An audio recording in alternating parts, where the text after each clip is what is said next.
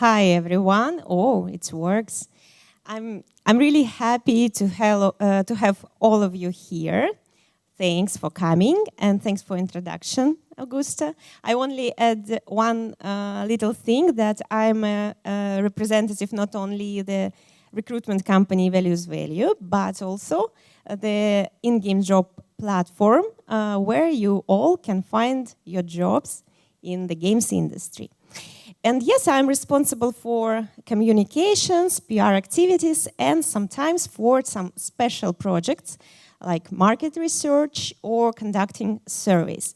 That's why I'm here today, because I would like to share some results of our recent big game industry employment survey that we have been conducting for 3 months. And we stopped gathering responses 1 week ago, and now we are in the process of preparing the detailed report that will be published, I hope, in July.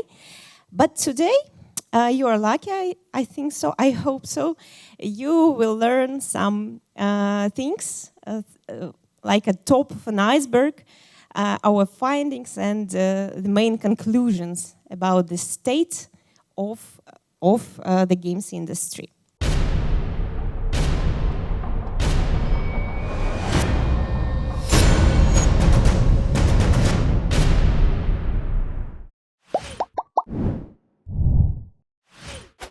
And first question is, how do you feel? Because what is the state of the games industry? It means the state of all professionals that involved in the industry. And the main questions of my presentation today are about the key factors of employee satisfaction, like salaries, perks and benefits, relocation options, and so on. But not only these. I will speak also about the things that influence the employee well-being, like working overtime, for example. So don't run away. And I think it's a good moment to ask you, please raise your hand if you saw our survey. Oh, thanks. And maybe some of you took part in it, so also raise hand. Amazing. So my presentation will be about you today. So first of all, it doesn't work. Oh.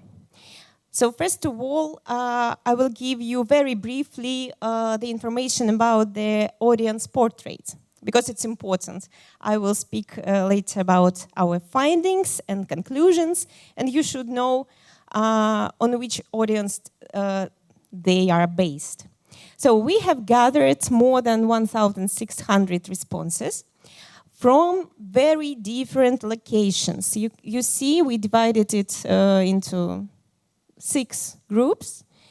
But today, in this presentation, I will focus only on these 2 geographical locations. It's European Union plus the UK and non-EU countries in Europe. So just take into account this information.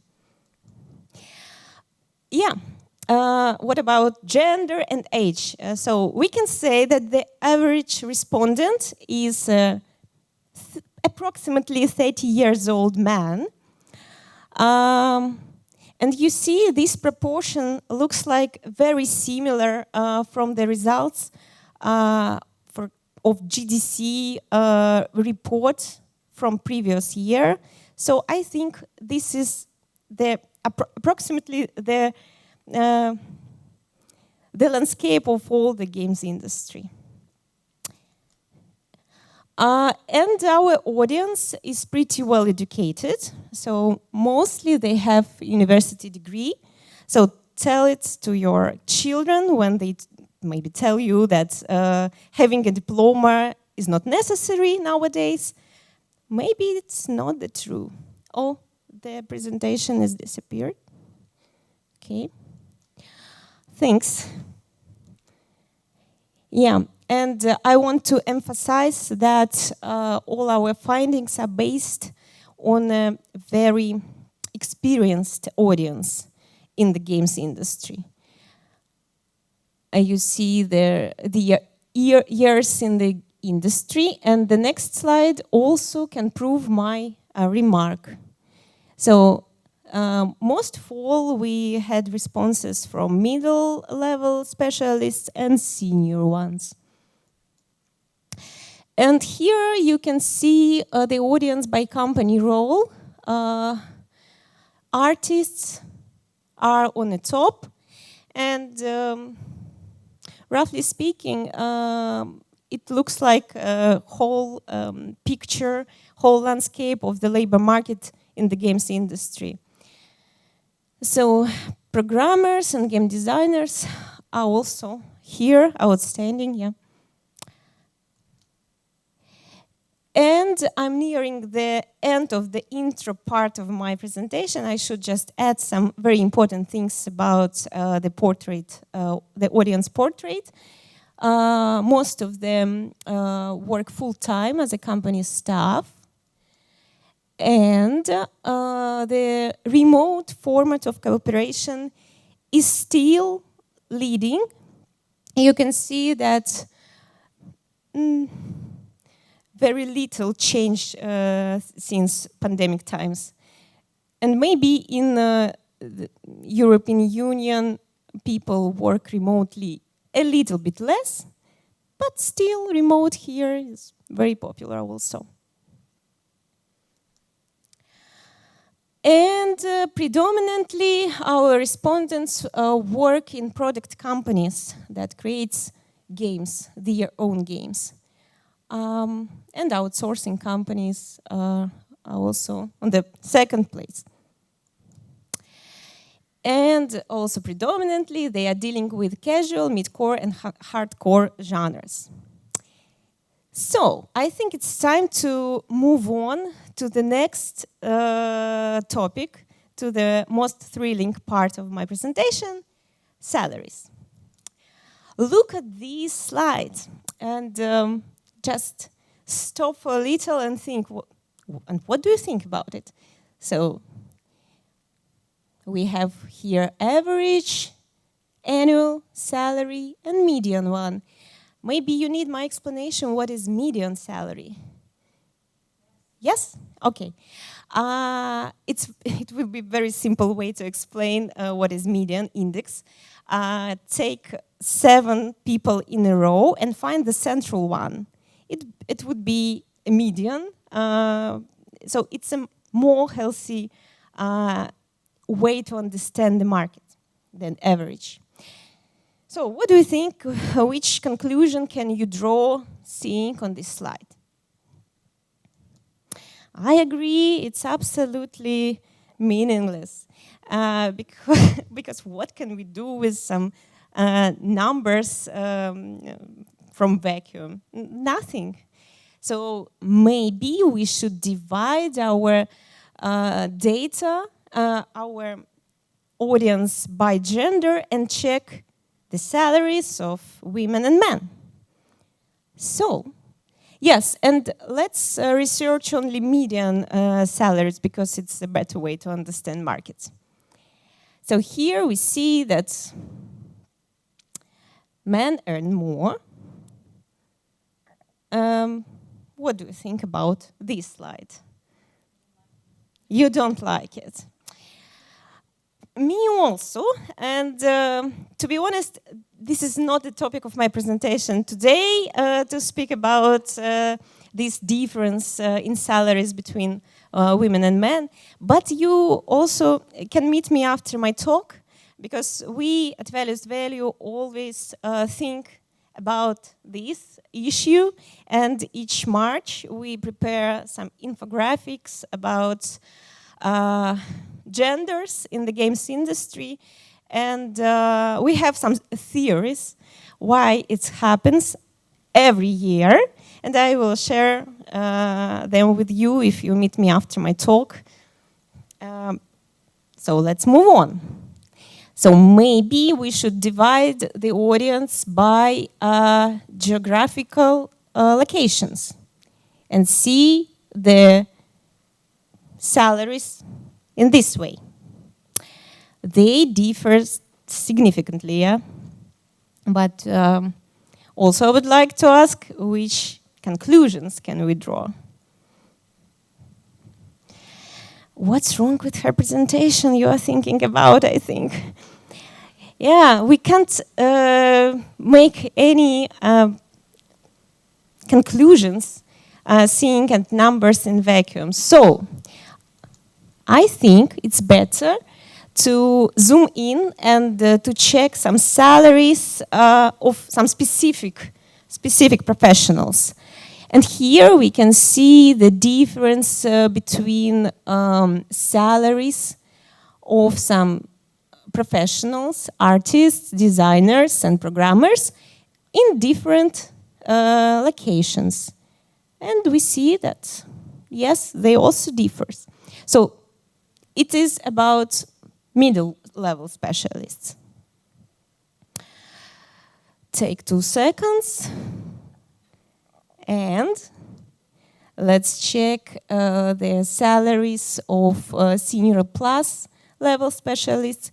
Here we show information, the data about not only senior level specialists, but top managers also. So we see that all salaries in general have increased by 1.5 times, and programmers in the EU and the UK earn 2 times more, yeah, than middle level. So you ask me, so maybe it means that people in the EU and the UK are happier because they earn more? I wouldn't say that, and I have some slides to prove my vision. And let's go deeper. We asked our respondents to rate their income satisfaction on a 5-point scale, yeah. And here on the slide you can see the average rating of some professionals and their median salaries in different locations. So you can see that I think, yeah, most of them, yeah, specialists from non-EU countries, except artists, are happier, more satisfied a little bit, but more satisfied than their colleagues from European Union and UK. It is about the middle-level specialists. And next slide will be about senior plus level specialists. And here you can see that, again, we don't have any strong correlation between salary amount and the rating of salary satisfaction. So we also asked our respondents to evaluate their satisfaction with the employer. And also, we can compare professionals from EU and from non-EU countries here, and also see that professionals from non-EU countries are more satisfied with their employees in general, again, except artists. Middle-level artists are not satisfied, maybe in general, I don't know. And the next slide will be about senior plus level specialist. And here again you can see that, yes, people in non-EU countries are more satisfied. And artists here also are more satisfied. So, yeah. Sorry, I should add very important thing. So what's the reason? I will return to the slide. What's the reason? What do you think? Maybe it's a question of cost of living. I don't think it's not the main point. We at Values Value talked a lot with different candidates and employees from different countries during the year, and I think that I believe that we understand their pain, their main expectations from the employer and their fears. So I think that now we are going through very truly turbulent times. And now the salary maybe is not the key point for employees. Employees should feel safe and value stability the most, like never before.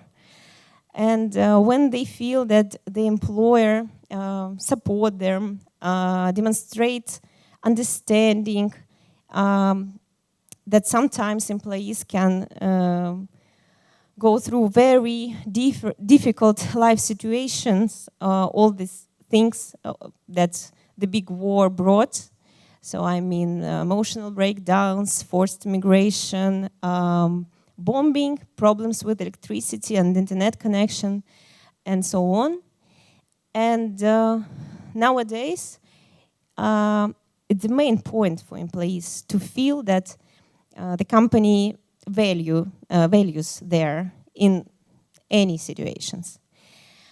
Yes, and I think that the main point. That's why the specialists from the non-EU countries now evaluate the employers higher than people from the UK and the EU. Yeah, and everything is changing, and the attitude to working overtime also has changed.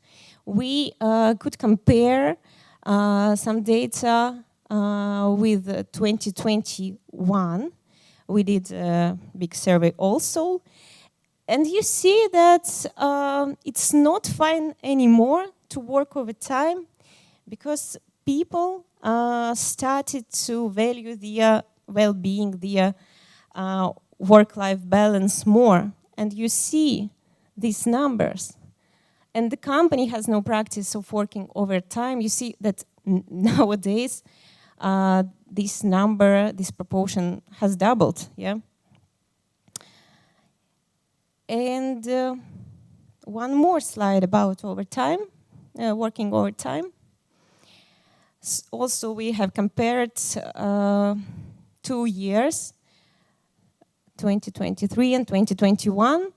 And you see that nowadays 17% never work overtime.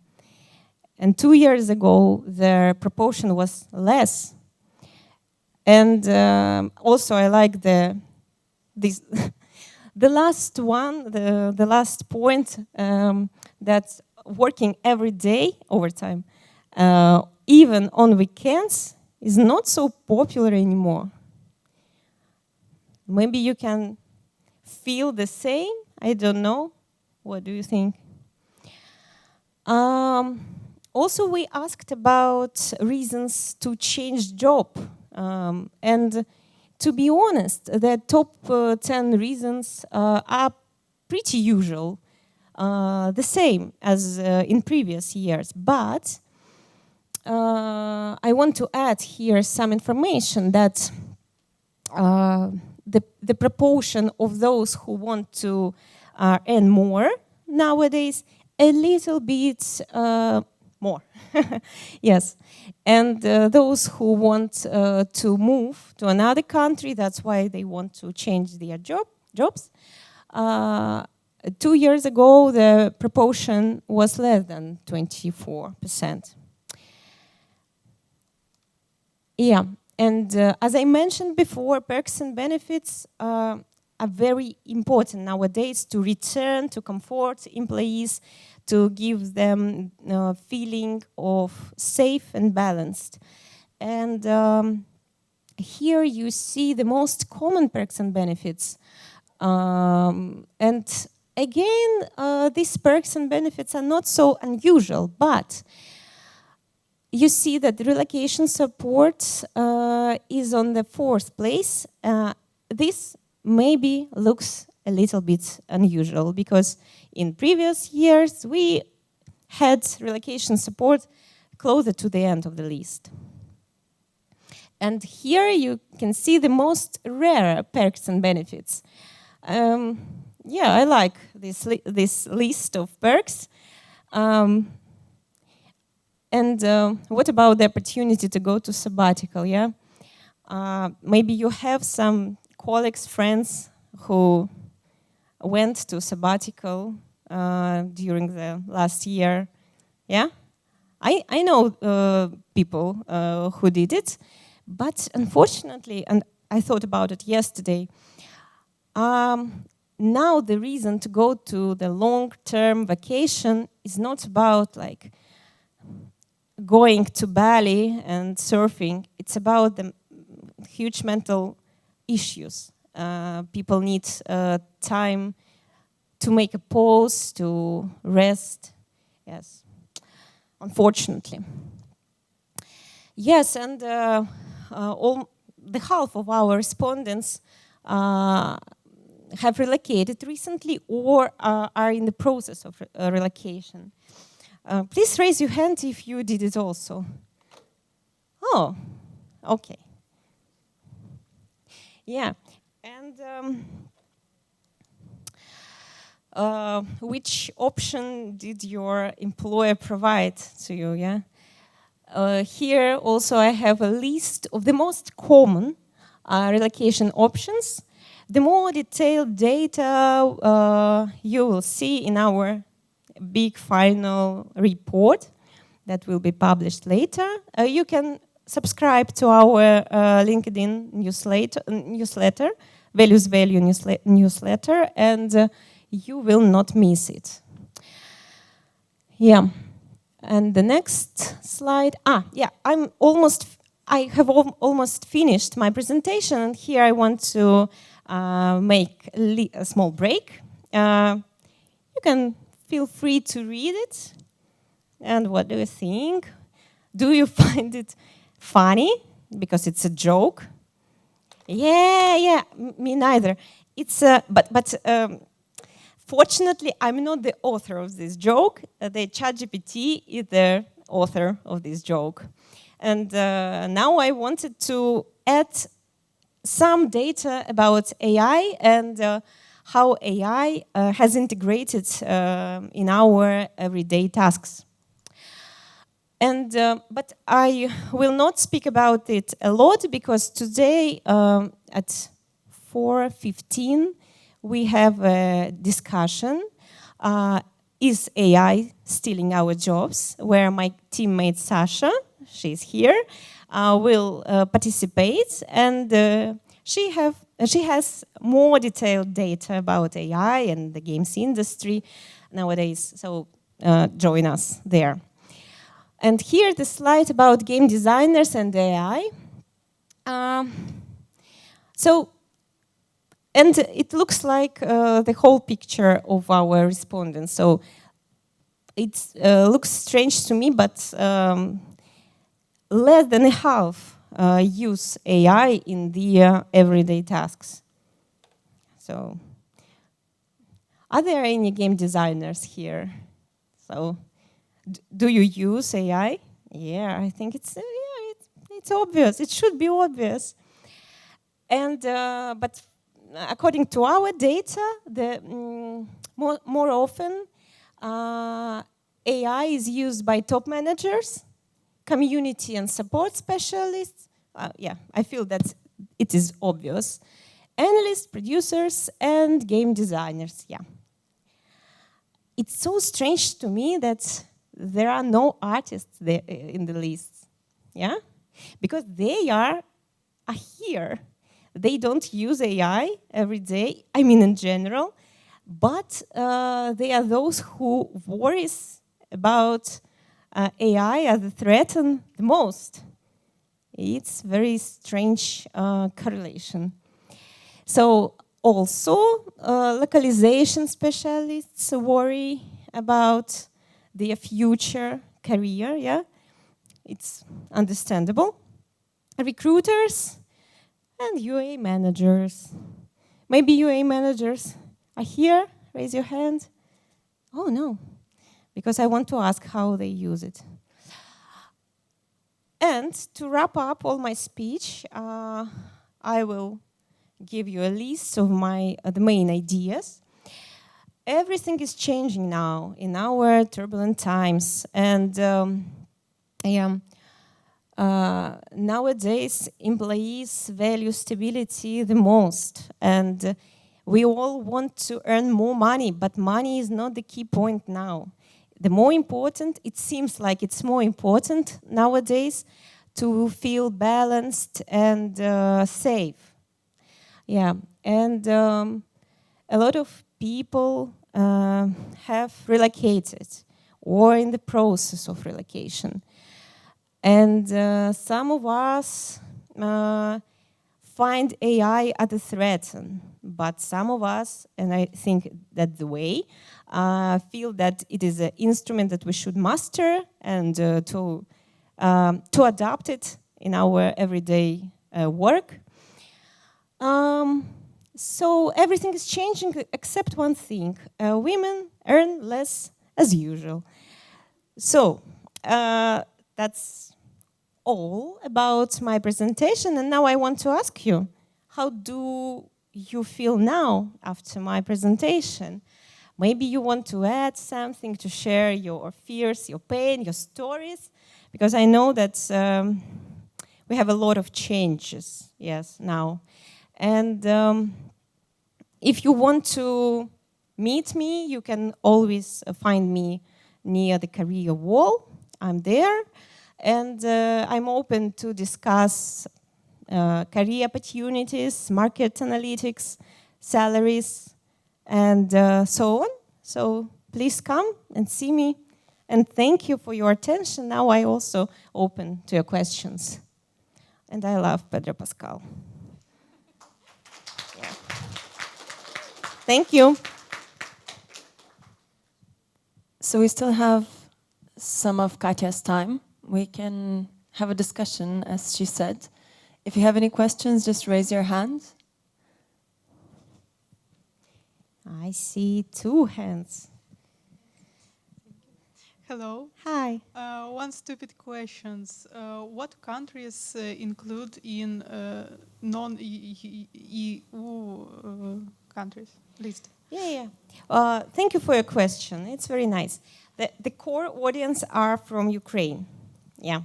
We have also responses from Serbia, Montenegro, and we have like 8% responses from Russia. Yeah. What more? It's the main. So, but we needed to divide somehow our audiences, because we had a lot of responses from Ukraine and a lot of responses from Poland, Lithuania, Spain, Netherlands, and Germany, and so on. So we wanted to compare. Yeah. Thank you for the question. Hi, thank you for your presentation. Nice results, interesting. I have a question about the upcoming year. Do you expect the salary levels to go up or down? Thank you. Thank you for it. Yeah, it's a very obvious question. I think, yeah, what we feel in our team now, after all these mass layoffs, a lot of middle-level specialists and even senior-level specialists can ask less because they want to be hired faster. That's why it influenced the market. And that's why my team feels that the salary ranges are getting less. And I think that it will keep like this for a while.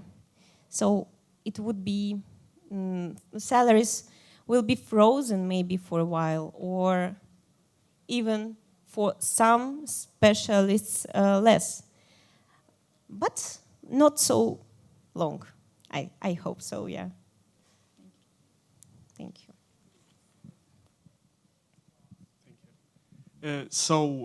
Because you said cost of living, and of course, like I think of cost of living adjustments, just for reference, when I came from the airport yesterday evening to here, I paid €1 for the bus fare. Where I'm from, that's €3.50.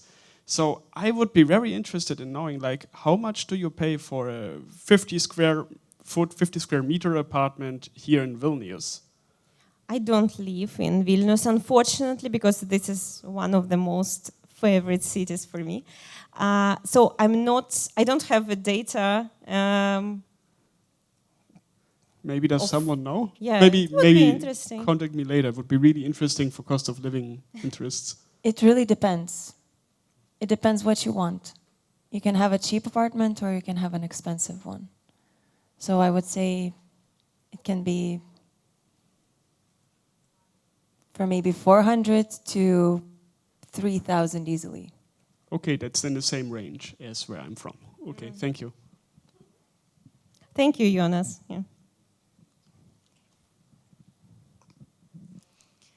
Hi. Hi. I have a question. If you receive maybe $1,000 in Minsk, you live as a king because there is a cheap cost of living, you know. And after relocations, a lot of my colleagues has an experience to their cost of living became higher, so it's pretty difficult to live in your country. Do you have such a point in your presentation? Maybe some experience from the other countries?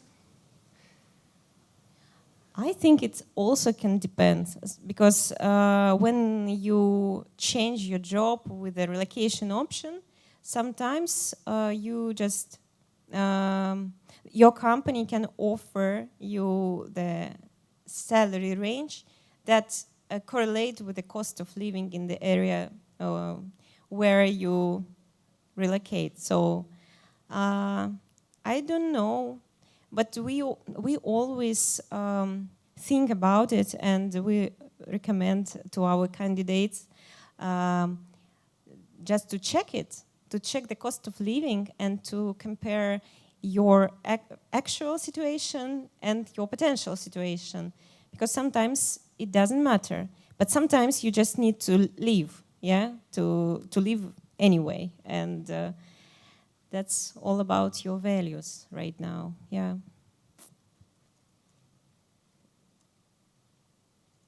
Yes, one more question.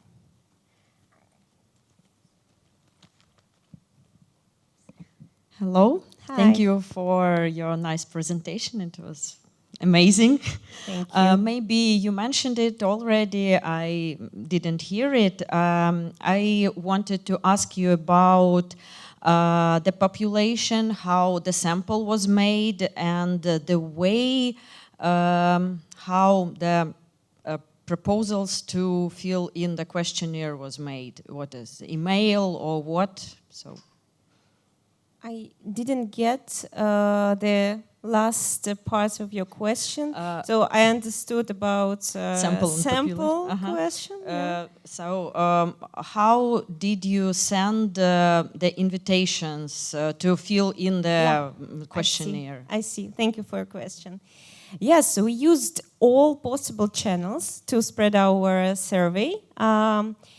Our partners help us also, DevGAMM conference, Games Gathering conference, DevCom, GDBA platform, what else?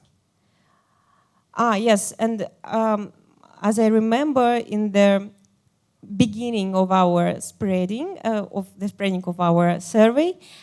Even the games industry biz editor James helped us also. They made some posts in the social media channels. Also, we have a huge database of candidates on the in-game job portal. So there were the most working channels to spread our survey. Yeah, so roughly speaking, yeah.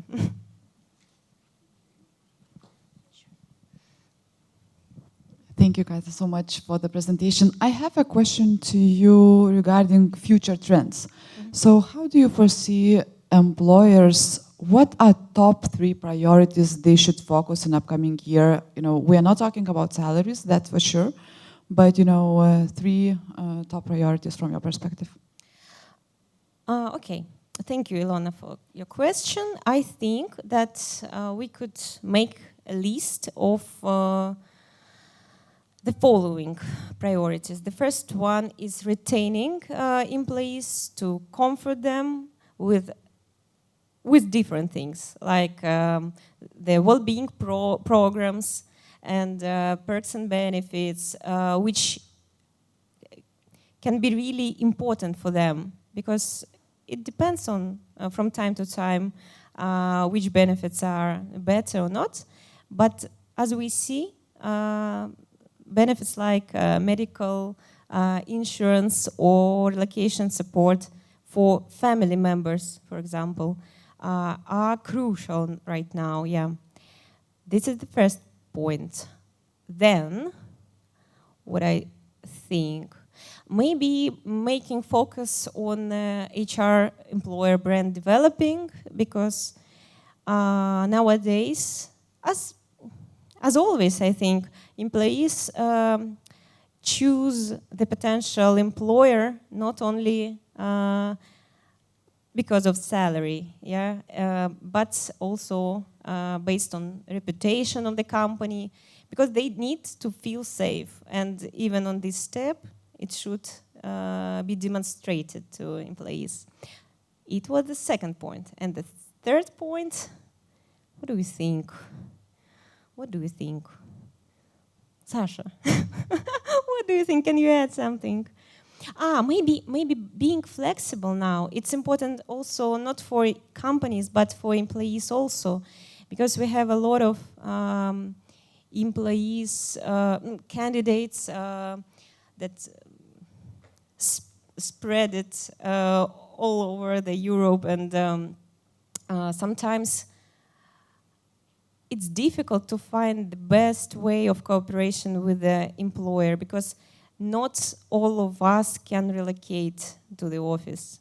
And some of us should think about other ways of cooperation, being a contractor, for example. I think, yeah. And the company should understand it, yes, should offer different ways.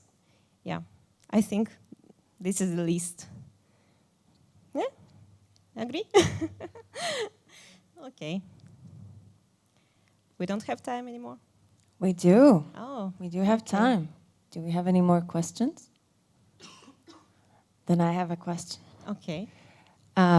Maybe you can comment on that, women's salary. Oh, yeah. Oh, yeah. I can share my... Oh, one man is going out. Don't run away. Not interesting. Okay. We think that it depends. To be honest, that slide was not so smart, because we should take men and women in one sphere, in one field of profession, and compare them by levels, and then we can understand the real landscape. And we did it in previous years, and but the result was always the same. Men earn more. And we think that the reason nowadays, maybe, it's in the habit of understanding, of evaluating ourselves. Because sometimes, for example, we had a case in our practice as a recruitment company where there were two amazing specialists, man and woman, and they were married, so they knew the salaries of each other, and they were in the process of hiring at the same time. And they had pretty same experience, and they asked very different salaries. The man asked more, and the women asked less, and they got offers that they asked. So the company predominantly give you money as you want, if the company wants you. And I think that maybe nowadays the question lies somewhere here in our understanding, in our evaluating ourselves. And of course, the question of children also, I think, influence, because women are still giving birth to kids, and that's why we have sometimes some pauses in our careers, and it make influence also. Yeah. Yes, this is the answer. So we should estimate ourselves better, higher. Yeah. Okay, thank you very much. Thank you. Do you have any tips, like, for women, how to evaluate ourselves more?